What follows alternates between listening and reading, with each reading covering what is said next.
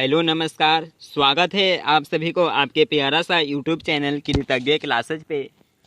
तो बच्चों, आज की इस वीडियो में 10th क्लास संस्कृत के हम लोग 3 नंबर चैप्टर को पढ़ेंगे।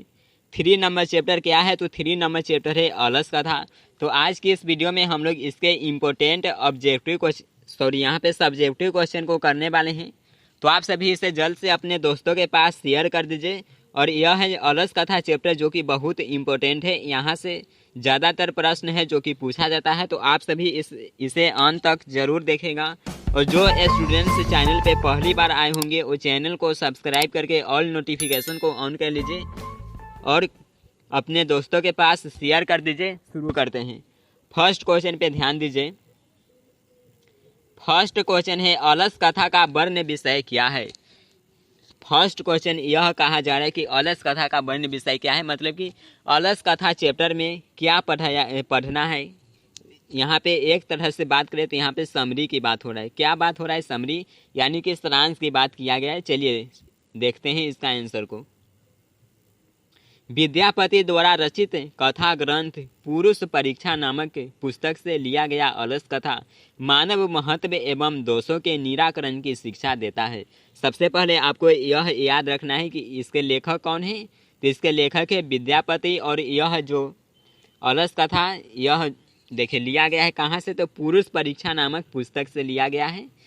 और इसमें मानव महत्व और इसके दोषों के निराकरण की शिक्षा का वर्णन किया गया है, उसके बारे में बताता है। देखिए, आलसियों को दान देने की इच्छा रखने वाले वीरेश्वर ने यह जानने की उत्कंठा प्रकट की थी कि आलसी जीवन जीने की कला का कैसे निर्वहन करते हैं।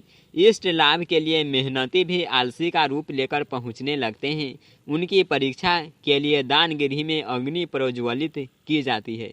जो वहाँ पे अलस चला था उसमें क्या किया जाता है? तो आग लगाया जाता है। आलसी भागने के क्रम में गीले कपड़े से ढकने घर में आग लगी है, यहाँ कोई धार्मिक नहीं है आदि की चर्चा करते हैं। आलसी केवल करुणा के पात्र होते हैं। देखिए, वहाँ पे जो आग लगने का मेन कारण था वह था जो कि आलसी के साथ साथ जो अच्छा खासा आदमी था वह भी चलाता था, यानी कि वह आलसी नहीं था, मतलब वह अपना काम धंधा करके जो कि खाया पिया करता था, लेकिन वो भी है जो कि आलसी के ग्रुप में शामिल हो गया था।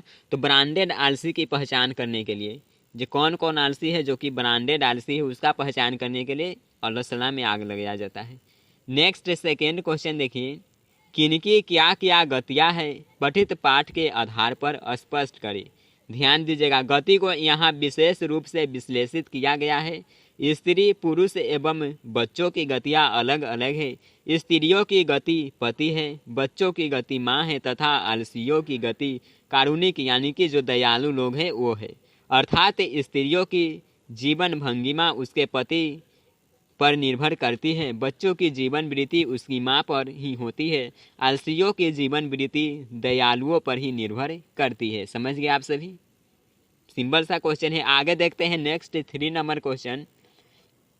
ध्यान दीजिएगा, यह क्वेश्चन इंपॉर्टेंट है। अलस कथा पाठ का 5 वाक्यों में परिचय दीजिए। इंपॉर्टेंट क्वेश्चन है। देखिए, यह पाठ विद्यापति द्वारा रचित पुरुष परीक्षा नामक कथा ग्रंथ से संकलित एक उपदेशात्मक लघु कथा है। विद्यापति ने मैथिली, अवहट तथा संस्कृत तीनों भाषाओं में ग्रंथ रचना की थी। पुरुष परीक्षा में धर्म, अर्थ, काम इत्यादि विषयों से संबद्ध अनेक मनोरंजक कथाएं दी गई हैं।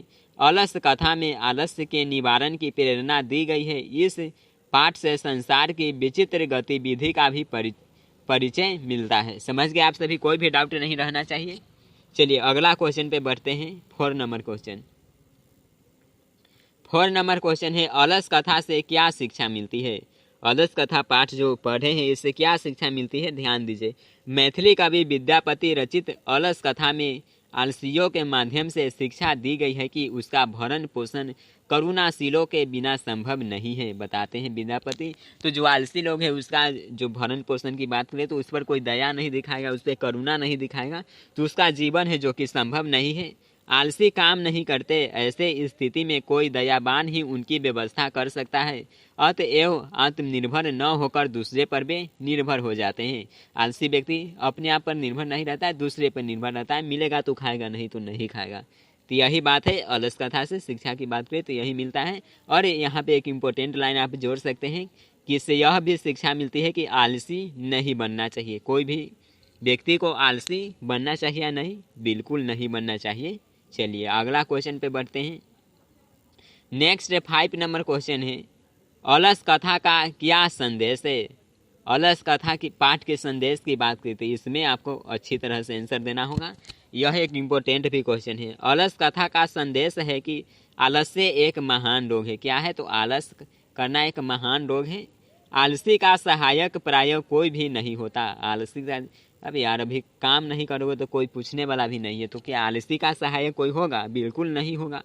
जीवन में विकास के लिए व्यक्ति का कर्मठ होना अति आवश्यक है। यदि आपको विकसित करना है, आपको भी है जो कि एग्जाम में टॉप करना है, तो इसके लिए आपको मेहनत करना पड़ेगा।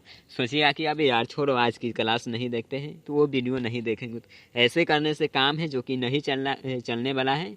आपको टॉप करने की इच्छा है, अच्छी मार्क्स लाना है, तो इसके लिए आपको अच्छी तरह से मेहनत भी करना पड़ेगा। यही यहाँ से मेन है जो कि शिक्षा मिलता है। आलस्य शरीर में रहने वाला महान शत्रु है, जिससे अपना परिवार का और समाज का विनाश अवश्य ही होता है। यदि जीवन में विकास की इच्छा रखते हैं तब आलस्य त्याग कर उद्यम को प्रेरित हो। देखिए, यदि आप जीवन में कुछ पाने की इच्छा रखते हैं, विकास की इच्छा रखते हैं, तो आपको सबसे पहले तो आलसी को है जो कि त्यागना पड़ेगा कि आज नहीं देखेंगे ये क्लास, तो चलिए आज नहीं पढ़ते हैं, ऐसा आपको है जो कि छोड़ना पड़ेगा सबसे पहले। और आपको परिश्रम है जो कि करना पड़ेगा, उद्यम करना पड़ेगा, तभी आप है जो कि एक अच्छा है जो कि लोग जीवन में बन पाएंगे। यदि आप अपने एग्ज़ाम से तुलना कीजिएगा तो आप है जो कि जब तक मेहनत नहीं कीजिएगा, ये सभी को छोड़िएगा नहीं, तब तक तो आप है जो कि अच्छा स्कोर नहीं कर पाइएगा। अगला क्वेश्चन पे ध्यान दीजिए। नेक्स्ट 6 नंबर क्वेश्चन है, आलसी पुरुषों को आग से किसने निकाला? आलसी पुरुष को आग से कौन निकालता है? देखिए, आलसी पुरुषों को आग से किसने निकाला? ध्यान दीजिएगा। जब 4 आलसी पुरुष आग लगने पर भी घर से नहीं भागे, तब एक योगी पुरुष ने आकर,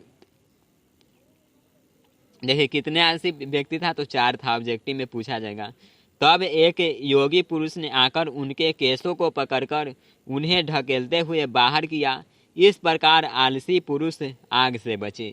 देखिए, आलसी है, खुद नहीं भागेगा। अबे यार अभी भी तो भागो, लेकिन नहीं भागेंगे। आग लगे चाहे कुछ भी हो जाए, जैसे कि गांव में कहावत है, आग लगे चाहे क्या है, आगे नहीं बोलेंगे। तो देखिए, तो आग लगने पर भी नहीं भागा। तो एक पुरुष था, योगी पुरुष की बात करें तो वह है जो कि उसके केस को पकड़कर और ढकेलते हुए बाहर निकाला था 4 आलसियों को।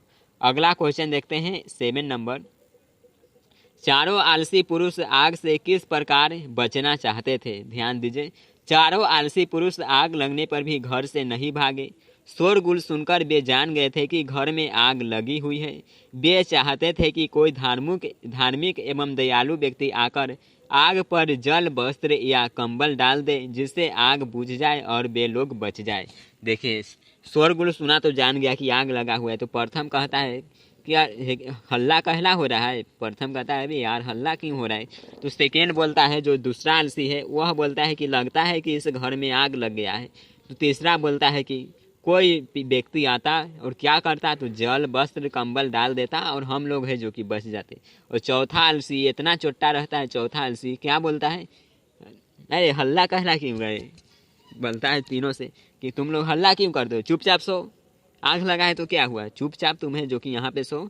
यह चौथा व्यक्ति बोलता है। तो यह भी क्वेश्चन है जो कि ऑब्जेक्टिव में पूछा जाएगा, तो ध्यान रखेगा, चारों के कथन को ध्यान रखेगा कि आग लगने पर प्रथम आलसी क्या बोलता है, दूसरा क्या बोलता है, तीसरा क्या बोलता है और चौथा क्या बोलता है। समझ गए आप सभी? अगला क्वेश्चन पे बढ़ते हैं। नेक्स्ट 8 नंबर क्वेश्चन है, अलस कथा पाठ के आधार पर लेखक के विचार स्पष्ट करें।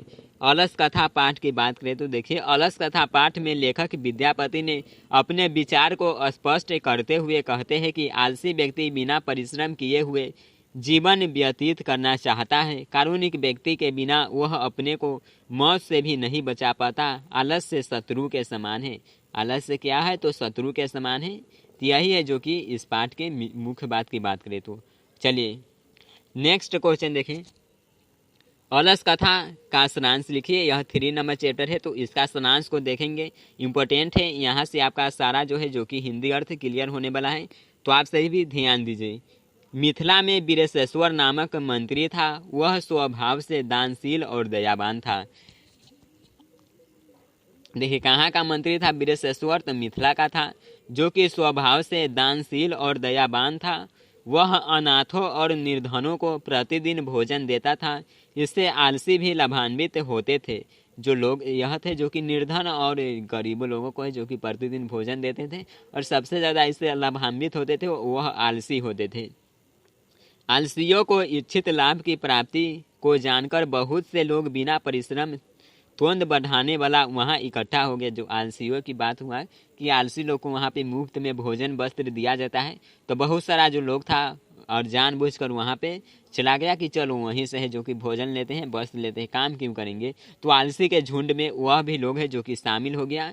इसके पश्चात आलसियों को ऐसा सुख देखकर धूर्त लोग भी बनावटी आलस्य दिखाकर भोजन प्राप्त करने लगे। जो धूर्त लोग थे यानी कि वो आलसी नहीं थे, लेकिन वह भी है जो कि बनावटी आलसी का रूप बनाया और भोजन के लिए चला गया। देखिए इसके बाद अत्यधिक धन व्यय देकर साला चलाने वाले लोग विचार किए कि छल से कपटी आलसी भी भोजन प्राप्त करते हैं, यह हम लोगों की गलती है।